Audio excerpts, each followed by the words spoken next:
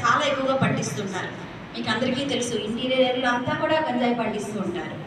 So అలాంటిది ఏమైనా ఉన్నా మీ తల్లిదండ్రులు మీరు చెప్పాలి, ఇటువంటివే మన ఊళ్ళో ఉండకూడదు. మీరు చదువుకున్న ఈ స్టూడెంట్స్ కాబట్టి వాళ్ళకి అక్షరజ్ఞానం లేకుండా ఏదో నాకు డబ్బులు వస్తాయని ఆశపడి అలాంటివి పండించడం కానీ అలాంటి వ్యాపారం చేయడం కానీ జరుగుతుంది ఇక్కడ. కానీ అటువంటివి చేయకూడదు. వాటి వల్ల వచ్చే నష్టాలు ఏంటి అన్నది మీరు చెప్పాలి.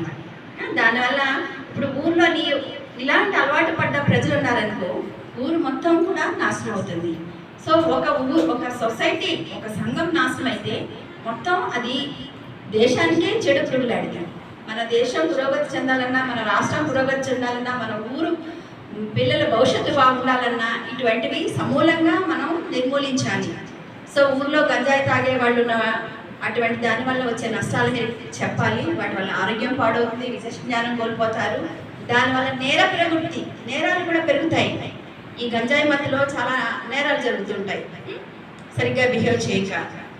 సో ఇవి మీరు మీ తల్లిదండ్రులకు చెప్పాలి. మీ కింద చిన్న పిల్లలు, ఊళ్ళో పిల్లలు, ఎందుకంటే చాలామంది యూతే దీన్ని రవాణా చేస్తుంటారు.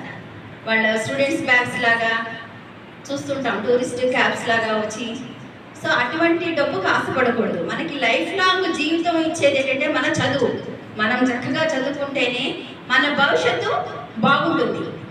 అవునా కదా? సో ఇప్పుడు నేను చెప్పేది ఏంటంటే, నాది గైనకాలజిస్ట్ని, additional director of medical education, entire ఏజెన్సీలో కూడా additional director of medical education state కి పోస్ట్ చేస్తున్నాను. ఇవి ఎందుకంటే నాకు నా చిన్నప్పటి నుంచి మా తల్లి ఒకటే నేర్పారు. ఆవిడ ఇంకా రిమోట్ ఏరియా, జీవాడలో ఇంకా రిమోట్ ఏరియా మా తాతగారిది. సో చదువు ఉండాలి. ఆవిడ చదువు లేదు, వేలిముద్ర వేసేవారు.